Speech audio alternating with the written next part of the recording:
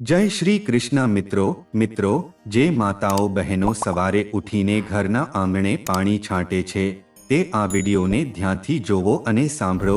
જી હા મિત્રો, આજે આપણે વાત કરવા જઈ રહ્યા છીએ એવી બહેનોની કે જે વહેલી સવારે ઉઠીને પોતાના ઘરના આંગણે એટલે કે દરવાજા પર પાણી છાંટે છે। તો મિત્રો, એવી બહેનો માટે આ વિડીયો ખૂબ ખાસ છે, કારણ કે આજે અમે તમને એવી 4 ખાસ બાબતો વિશે જણાવવા જઈ રહ્યા છીએ કે જો ઘરની મહિલાઓ, માતાઓ અને બહેનો આ 4 નિયમોનું પાલન કરવાનું શરૂ કરે તો તેમની એવી કોઈ મનોકામના નહીં હોય કે જે પૂરી ના થાય, અથવા એવું કોઈ કામ નહીં હોય કે જે પૂરું ન થાય, એવી કોઈ મુશ્કેલી નહીં રહે કે જે દૂર ન થાય। અને સૌથી મહત્વની વાત એ છે કે આ 4 નિયમોનું પાલન કરવાથી માતા લક્ષ્મીજીના આશીર્વાદ હંમેશા તમારા ઘરમાં રહે છે। જી હા મિત્રો, જે ઘર પર માતા લક્ષ્મીના આશીર્વાદ હોય છે એ ઘરમાં ક્યારે ધનધાન્યની કમી રહેતી નથી, પૈસાની તંગી આવતી નથી કે મોટા ખર્ચો નથી આવતા।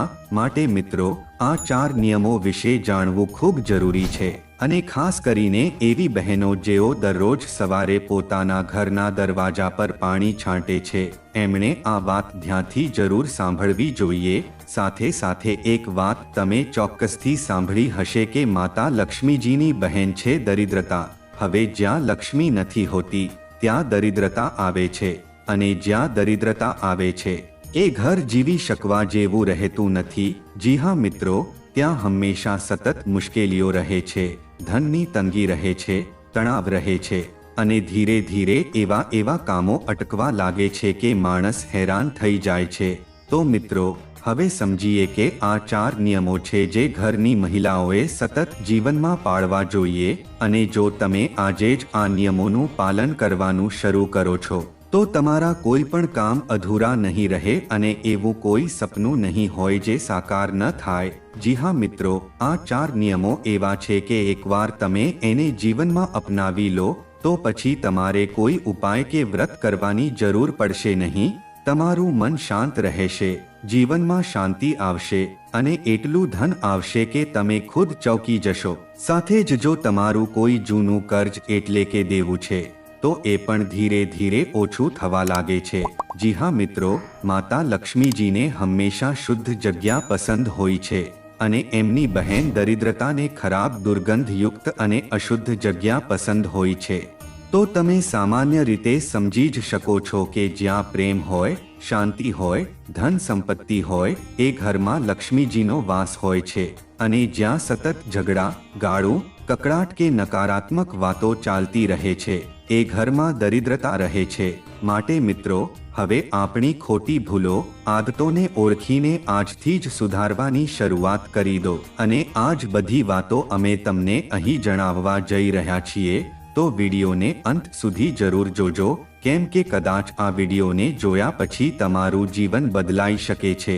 જી હા મિત્રો, માતા લક્ષ્મીજીનો આપણા ઘરમાં પ્રવેશવાનો પણ એક ચોક્કસ સમય હોય છે, અને એ રોજ તમારા ઘરમાં આવે તો છે, પણ જ્યારે એ તમારા ઘર પાસે આવે છે ત્યારે તેઓ એવું કંઈક જુએ છે કે જે જોઈને તેઓ તરત જ ઘરમાંથી ચાલ્યા જાય છે। આથી મિત્રો, આપણે આ સમજવું ખૂબ જરૂરી છે કે એવી કઈ બાબતો છે જે લક્ષ્મીજીને પસંદ છે અને જેને આપણે રોજ કરવી જોઈએ જેથી માતા લક્ષ્મીજી દરરોજ આપણા ઘરમાં પ્રવેશ કરે।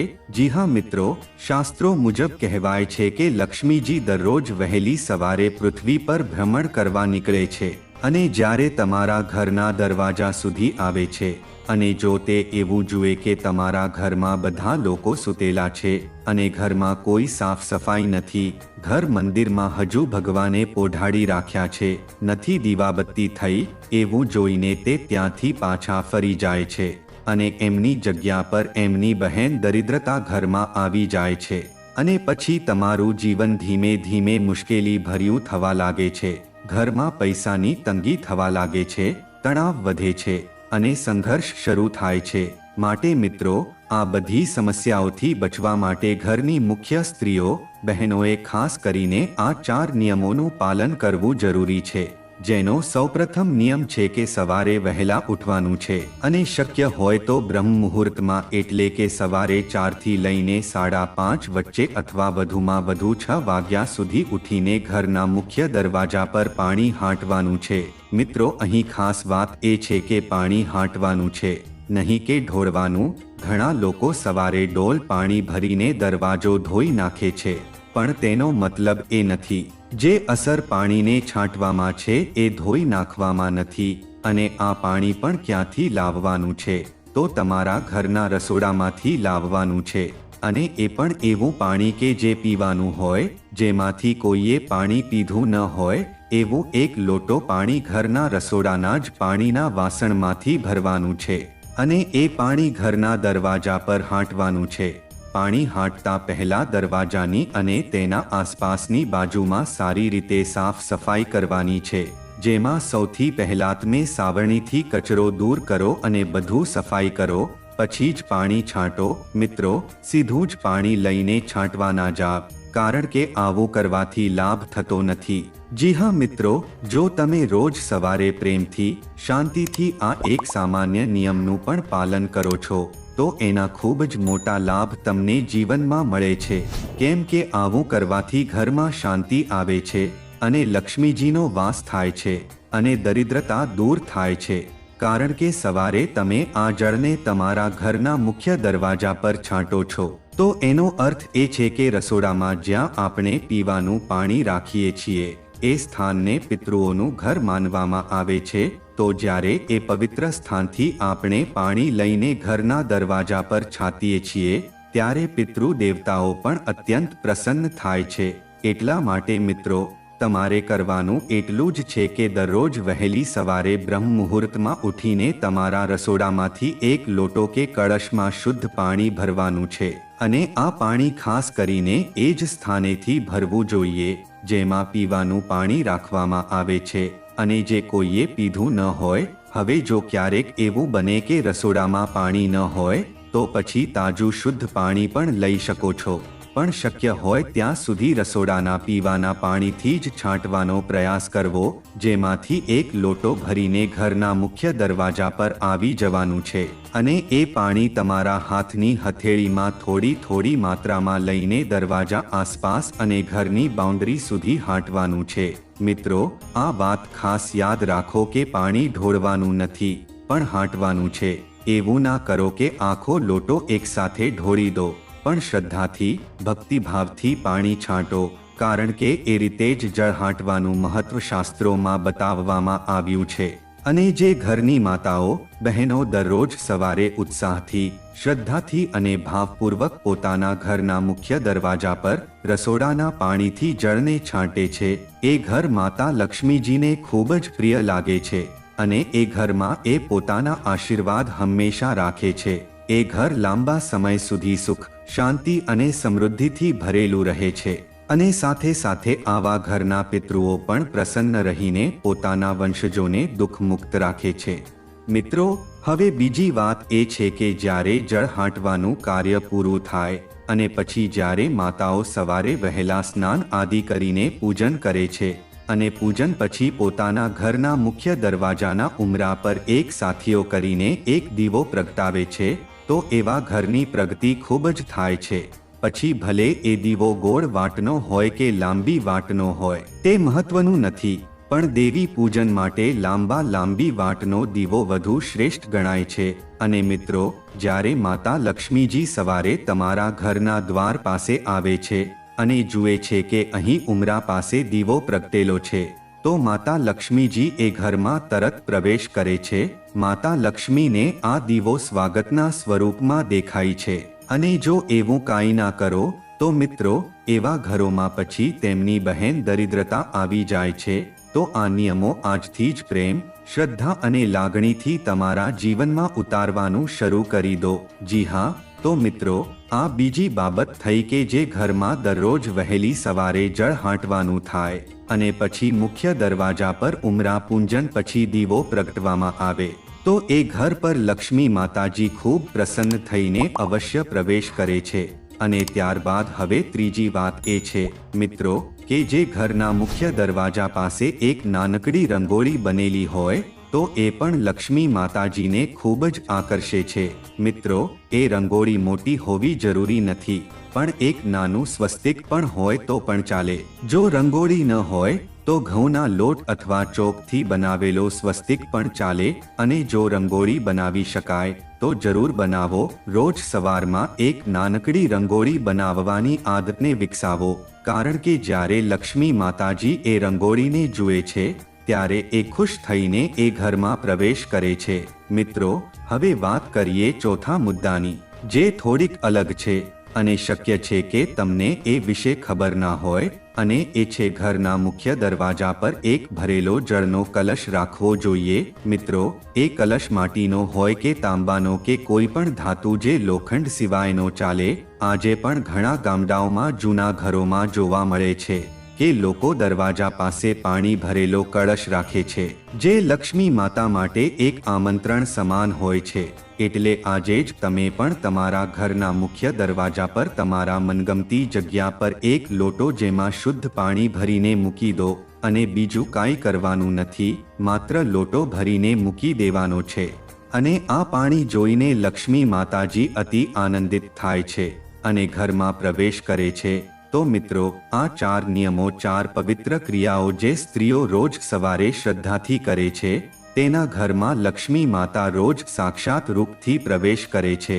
કારણ કે લક્ષ્મી માતાજી રોજ સવારે બ્રહ્મ મુહૂર્તમાં પૃથ્વી પર વિહાર કરવા નીકળે છે, અને જે ઘરમાં તેમને આ 4 નિશાનીઓ દેખાઈ છે એ ઘરમાં તેઓ પ્રથમ પ્રવેશ કરે છે, અને એવા ઘરમાં સવારથી જ શુભ કામો થવા લાગે છે અને ઘરનું વાતાવરણ સુખદ જાય છે।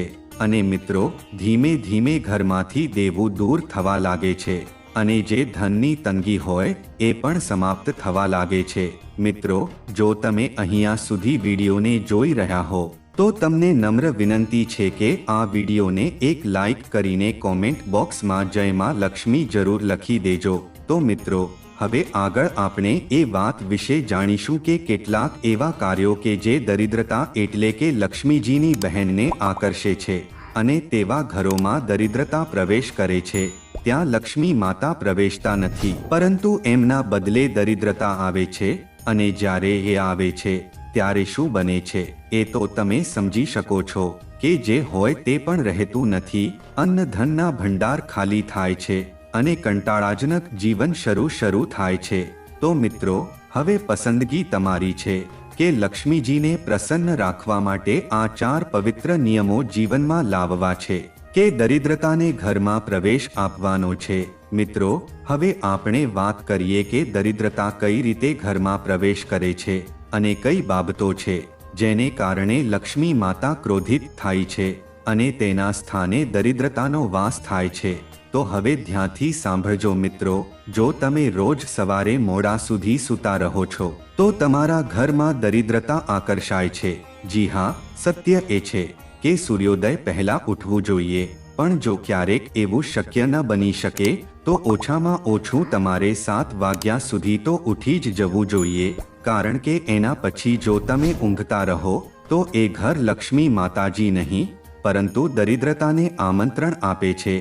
દરિદ્રતા કહે છે કે જ્યાં લોકો મોડા સુધી ઊંઘે છે તેવા ઘરમાં હું પ્રથમ પ્રવેશ કરું છે, અને પછી તો આવા ઘરમાં શાંતિ નથી રહેતી, સુખ નથી રહેતું, કંટાળો અને તકલીફો ભરેલું જીવન શરૂ થાય છે। એટલા માટે જ ઘરની સ્ત્રીઓએ પોતાના પરિવારના દરેક સભ્યને વહેલા ઉઠાડવાનો પ્રયાસ કરવો જોઈએ। ખુદ પોતે તો વહેલી સવારે ઉઠવું જ જોઈએ, પણ બાકીના લોકોને પણ વહેલા ઉઠે એ ખૂબ જ જરૂરી છે। પછી બીજું કારણ છે રાત્રિના એઠા અને ગંદા વાસણો। જો તમે રાત્રે વાસણ ધોઈને નહીં સૂતા અને તેમ જ એઠા અને ઉઘાડા મૂકી દેતા હો તો યાદ રાખો કે સવારે જ્યારે લક્ષ્મી માતાજી પૃથ્વી પર વિહાર કરે છે ત્યારે તેમના સાથે દરિદ્રતા પણ આવી હોય છે, અને જ્યાં લક્ષ્મીજીને ગમતી બાબતો ન હોય ત્યાં તેઓ પ્રવેશતા નથી, પણ દરિદ્રતા પ્રવેશ કરે છે। એટલે જો તમે રાત્રે વાસણ ધોઈને નહીં સૂવો અને એ વાસણ સવારે સુધી એમ જ પડેલા હોય તો એ ઘરમાં દરિદ્રતા જ પ્રવેશ કરે છે અને પછી એ ઘરમાં આફતો વધતી રહે છે।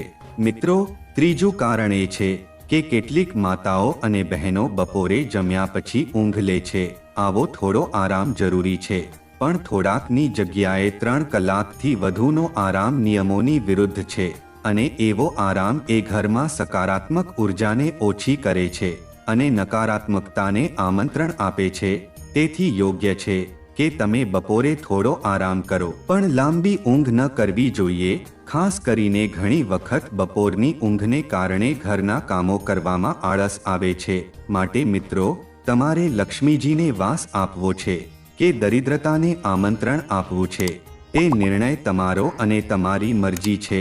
તો મિત્રો, દરિદ્રતાને બીજી એક બાબત વધુ ગમે છે, અને એ છે કે જે ઘરમાં બપોરે ઘરની માતાઓ બહેનો ઊંઘ લે છે, તો એ ઘરમાં પણ દરિદ્રતા પ્રવેશ કરે છે. અને હવે ધ્યાન આપો, ચોથી વાત એ છે કે જે ઘરમાં સવારે ઝઘડા કકડાટો થવા લાગે છે, કે નાની નાની વાતે ઘરમાં બોલાચાલી થાય છે, કે પછી ઘરમાં સફાઈ જ ન રાખવામાં આવે, ત્યાં દરિદ્રતાનો વસવાટ થાય છે.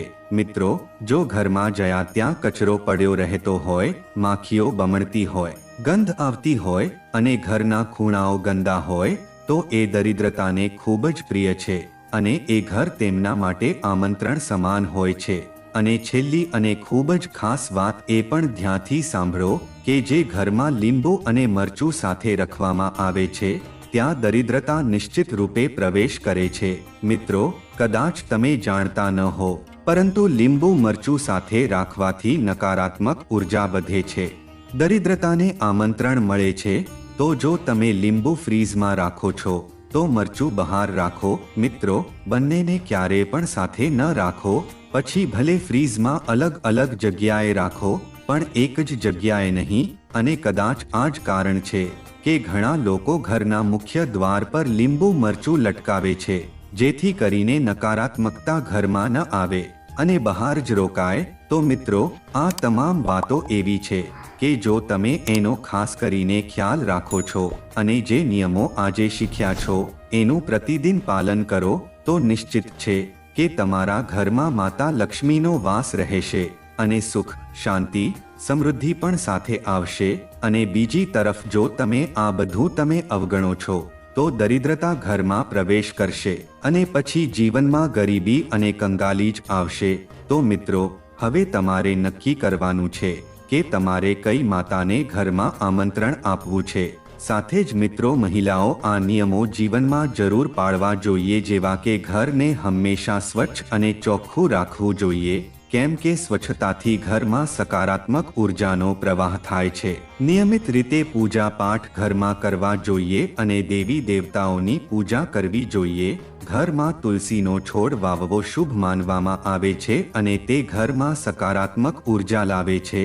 સાથે જ સાંજના સમયે દીવો પ્રગટાવવો શુભ ગણાય છે અને તે ઘરમાં સુખ શાંતિ લાવે છે.